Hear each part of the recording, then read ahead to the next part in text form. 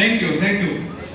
Oh, I am not giving you thanks, guys. I actually giving thanks to Rabbi and my teammate for their wonderful presentation. But don't worry, I will give you great thanks if you pay attention throughout the presentation. And I know that only thanks can make you happy, so I will give you thanks with snacks after the presentation. So hold your seat tight. Now we will discuss cataract surgery. At the first, we will see what are the indications of cataract surgery. We divided the indications in 4 parts. First of all, the most important indication is the visual improvement. When the cataract develops to a degree which interfere with daily essential activities, cataract surgery is indicated. And next, the medical indication. When the cataract surgery itself causing complications like phacolytic glaucoma and phacomorphic glaucoma and lens-induced uveitis, then surgeon indicate him cataract surgery. And third one is diagnosis of retinal disease. Prior to diagnosis, retinal disease, cataract surgery is indicated. And here you can see 2 eyes. One is normal eye, another is eye with cataract. And which one is beautiful? If you ask me, this eye with black pupil, I love this eye. So if any patient don't like eyes with a grayish white like this, then this is the cosmetic indication that surgeon indicate him or her for cataract surgery. After the indication, we need to know once more the types of cataract surgery. We divided it in 2 broad headings. One is extracapsular cataract extraction and another is intracapsular cataract extraction. And intracapsular cataract extraction is not routinely done these days. So we need to know extracapsular cataract extraction. Here is 3 methods: conventional method, small incision cataract surgery, and phacoemulsification methods. Now, which one is ideal cataract surgery? Can anyone say? Which one is ideal cataract surgery? Yes, right, correct answer. Correct answer is phacoemulsification is the ideal cataract surgery. And most commonly, the ideal cataract surgery, we need to know why phacoemulsification is ideal cataract surgery. We know before any surgery, anesthesia is very important, but in phacoemulsification, only topical anesthesia is sufficient for phacoemulsification, and the incision is very small, so healing is rapid. After the surgery, if you see the complication in phacoemulsification, there is minimal post-operative congestion and less chance of post-operative astigmatism. The most common 2 cataract surgeries, SICS and phacoemulsification. So we need to know what are the difference between them. So first of all, the incision size. In SICS, incision size is 6 to 7 millimeter, and in phacoemulsification, incision size is 2.2 to 3 millimeter. And the technology requirement in SICS, there is minimal equipment, and in phacoemulsification, we need high-end phaco machine. So normally in phacoemulsification, cost is higher, and in SICS, the cost is lower. So the people who can afford much money for phacoemulsification, they can choose SICS. And if we see the suitability, SICS is good for hard and mature cataract, and phacoemulsification is good soft to moderate cataract. And we discussed earlier that phacoemulsification, there is less post-operative complication. Here you can see the post-operative astigmatism, phacoemulsification minimal, and SICS is slightly higher.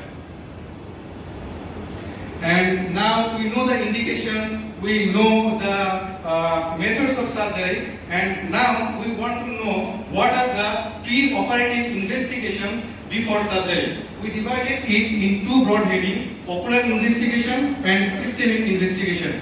In ocular investigation, you can see retinal function test, macular function test, measurement of intraocular pressure, sac patency test, ocular adnexa, ophthalmoscopy, and biometry. And in systemic part, systemic investigation was fasting blood sugar, complete blood count, HbA1c, and electrocardiogram. Now, the most exciting part of this today's session, that we will see a video of cataract surgery.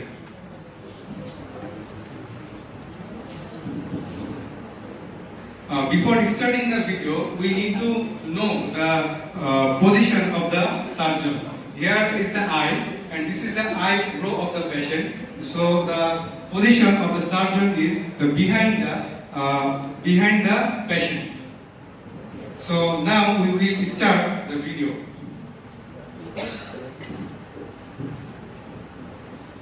First of all, the surgeon is cleaning the ocular surface with povidone iodine 5%. Now irrigating ocular surface thoroughly with ringal lactate. Now surgeon is turn the eyeball down and holding the superior rectus tendon with forceps and passing thick nylon suture with superior rectus tendon. Now surgeon will get lot of space and eyeball will be stable. Now surgeon is starting conjunctival peritomy. Now he is cutting from 11 o'clock to 1 o'clock with his scissor.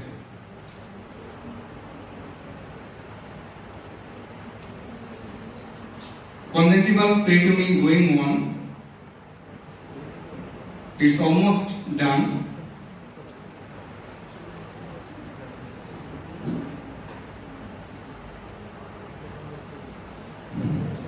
After the conjunctival peritomy, surgeon is now doing bipolar wet field cautery. It will control bleeding and keep the ocular surface clean. Now this is 15 number Bud Parker blade. Surgeon is giving incision from 1 o'clock to 11 o'clock. And now this is crescent blade. He is making tunnel.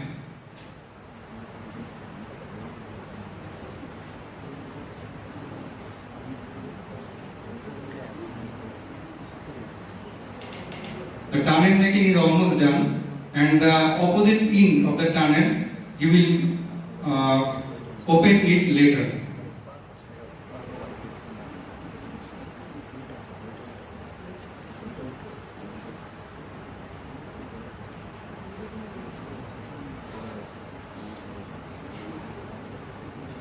Okay, now surgeon will make paracentesis at 9 o'clock.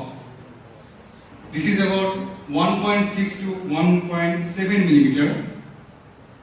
Now air bubble is injected there, and surgeon now will inject triple blue dye behind the air bubble and in front of the anterior capsule of lens. This will stain the anterior capsule of lens. Now air bubble is sucked out with Synco cannula, and we see the anterior capsule is stained blue nicely. Now viscoelastic gel is injected in anterior chamber and in front of the cornea.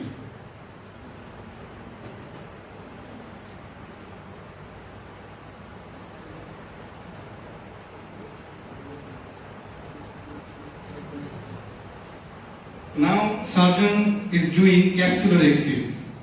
Rhexis making in the anterior capsule. Now we can see the nucleus of the lens. Surgeon is injecting viscoelastic gel again. Now this is keratome. Surgeon is opening the other end of the tunnel to the anterior chamber. And this is the hydrodissection cannula. This will separate the nucleus of the lens from the posterior capsule of the lens.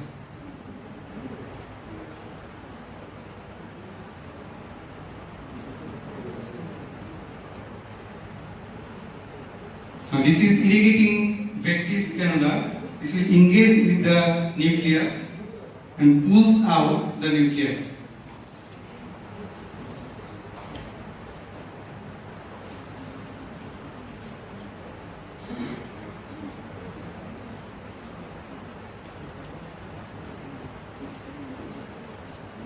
Now again viscoelastic gel is injected and surgeon is cleaning the cortical matters with Simcoe cannula.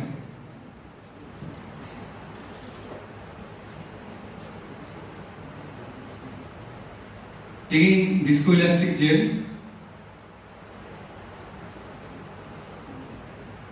Now finally the intraocular lens. Surgeon is placing the intraocular lens in front of the posterior capsule of the lens.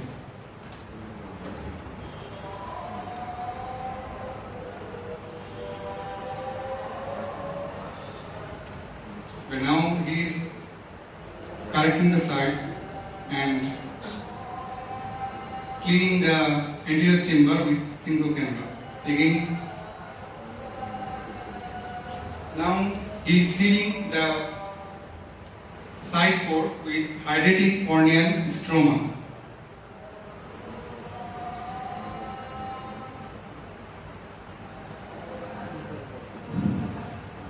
And the final suction with Simcoe cannula, the remaining viscoelastic gel is removed. Now surgeon is injecting gentamicin and dexamethasone. And the nylon suture is removing now. And surgeon is now making releasable suture. The benefit of this releasable suture, after the healing, few days after, it can be released in outpatient department easily.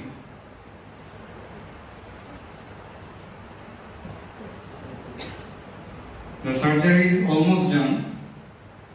The video was long and we cut it in several portions, several parts we cut so that we can make it short because our time is limited.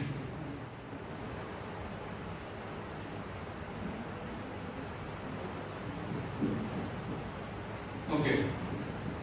So we saw the cataract surgery, but we want to be the best surgeon. We know the code that a good surgeon know how to operate, a better surgeon know when to operate, and the best surgeon know when not to operate. So to be the best surgeon, we want to know when to delay or when not to do cataract surgery. So first of all, if there is no significant visible impairment, vision is good enough for daily activities, then surgeon can delay the cataract surgery. And if there is uncontrolled systemic illness, poorly controlled diabetes mellitus, hypertension or other cardiac issues, then surgeon will wait to control the systemic illness. If there is active ocular infection or inflammation like conjunctivitis, uveitis and blepharitis, then the surgeon will treat the infection or inflammation first, then prepare the patient for surgery. If the patient is not mentally or emotionally prepared or he is unable immediately to afford the cost of surgery, then surgeon can delay. And if the patient is unstable or he has other recent eye surgery, then surgeon will wait to heal before performing cataract surgery. Last of all, we will know the complications. What are the preoperative complications? What complication can be happen during surgery? There is raised incision, full thickness incision, endothelial injury, iris injury, hyphema, tear of posterior capsule, vitreous loss and dropping of intraocular lens. And immediate postoperative complication, there is corneal edema, acute postoperative endophthalmitis, secondary glaucoma, hyphema, iris prolapse and anterior uveitis. And finally, delayed postoperative complications. there is posterior capsular opacification, recurrent uveitis, deposits over the intraocular lens, mild ptosis, chronic endophthalmitis, and so on.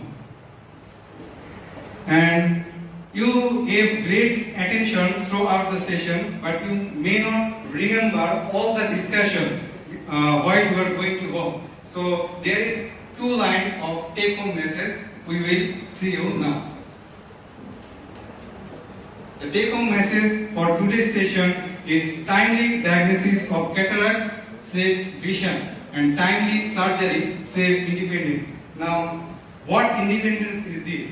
Here, independence of vision, independence of life. You know that a blind person can see anything, can move wherever he wants, can read newspaper, books like us. So there is many restrictions of him. So if we can restore the vision of that patient with cataract surgery, then we can save the independence of that patient. And I say to you that I will give you great thanks after the session, and you know that I keep my words. So great thank you to all of you for your great attention throughout the session. And thank you to Principal Sir and our honorable guest for making this session wonderful, and all of our teachers for here to make our session wonderful.